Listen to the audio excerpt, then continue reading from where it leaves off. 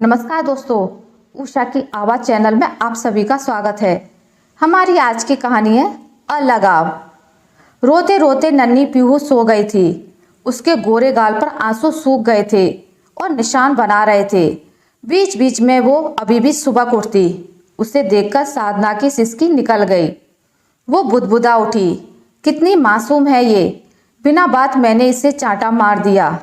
साधना कुछ महीनों से अपने पति मोहन से अलग रह रही थी और नन्ही पीहू को अपनी मम्मी के साथ पापा का भी प्यार चाहिए था।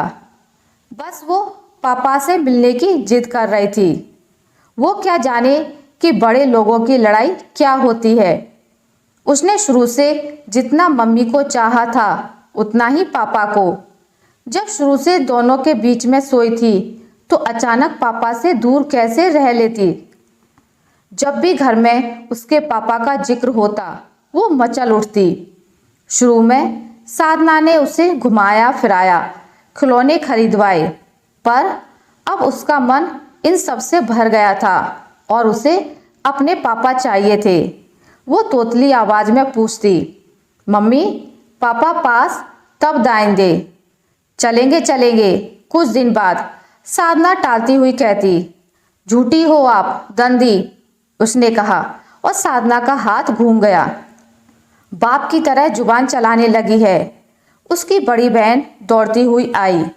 अपना गुस्सा इस मासूम पर क्यों उतार रही है? इसे वहीं छोड़ दूंगी, इसके पापा के पास। चल अभी, फिर यहाँ मत आना कभी, समझी? सॉरी मम्मी, पीहू सहम गई थी। फिर जिद नहीं करूंगी, मैं आपको पार करती हूँ। तभी तो पापा की माला जपते रहती है सारा दिन, वो गुस्से से बोली। चल अब वहीं रहना, मेरे पास नहीं आना फिर। उसके गुस्से से नन्ही पीहू सहम गई। गाल पर पड़े चांटे से बिलबिला रही थी और रोते रोते सो गई। ये क्या बचपना है साधना, उसकी बहन दिशा ने कहा। कल तक तुम भी मोहन के लिए ही ऐसे पागल थी। याद है पापा ने कितना मना किया था कि हम लोगों का स्टेटस बहुत अलग है, तुम खुश नहीं रह पाओगी उसके साथ, पर तुमने एक ना सुनी। तब वो ऐसा नहीं था दी। अब तो बात बात पर मुझसे लड़ाई करता है। मुझे तो लगता है लड़ाई तुम ज्यादा करती हो। उसका तो कई बार फोन आ चुका है पर तुम उठाती ही नहीं, तो बेचारा क्या करे। फिर उसने कुछ छिपाया तो नहीं था तुमसे उस वक्त? दिशा ने मोहन का पक्ष लेते हुए कहा। तो आपको भी यही लगता है कि गलती मेरी है? साधना सोच में पड़ गई। ये नहीं कह रही मैं, लेकिन खुद ही सोचो, तुम दोनों की इस लड़ाई में पिस तो ये मासूम पीहू रही है। इसकी क्या गलती इसमें?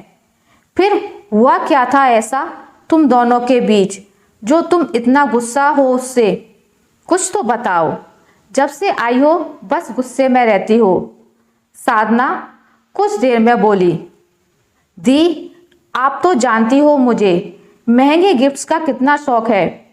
मोहन ने मेरी बर्थडे पर मुझे जो नेकलेस दिया था वो नकली था, और जब मेरी सारी फ्रेंड्स के सामने ये बात खुली तो उन्होंने मेरा कितना मजाक उड़ाया। बस मैं गुस्से से घर छोड़ आई। जब हिम्मत नहीं तो महंगे उपहार देने का दिखावा क्या करना। लेकिन तू सच सच बता, तूने कोई शर्त तो नहीं रखी थी उस बेचारे के सामने जिससे मजबूर होकर उसे ये करना पड़ा हो? क्योंकि जहां तक मैं उसे जानती हूं वो ऐसा बिल्कुल नहीं है, दिशा बोली। मैंने? साधना सोचते हुए बोली। नहीं तो? शायद ये कहा था कि कम से कम डायमंड नेकलेस तो दोगे ही मुझे। तो वो बोला, अच्छा मजाक कर रही हो तुम? इतनी सी सैलरी मेरी और डायमंड नेकलेस? तो तुमने क्या कहा? दिशा बोली। मुझे लगा कि वो मुझसे मजाक कर रहा है। आखिर इतने साल से कमा रहा है, कुछ तो जोड़ा ही होगा। फिर आजकल तो लोन भी आसानी से मिल जाते हैं। पागल हो गई हो तुम?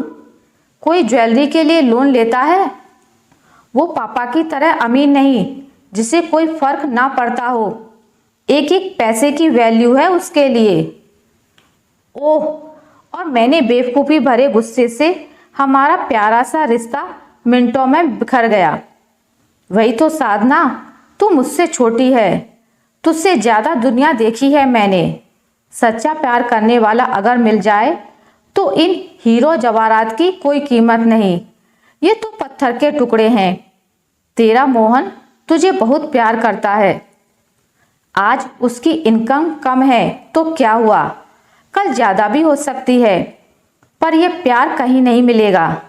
देख, तेरी बच्ची को भी मम्मी पापा दोनों का प्यार चाहिए।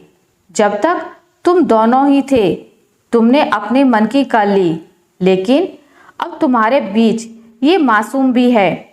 जिंदगी का कोई भी निर्णय लेने से पहले 1000 बार इसकी भलाई सोचना, समझी? ओ थैंक यू दी, आपने मेरी आंखें खोल दी।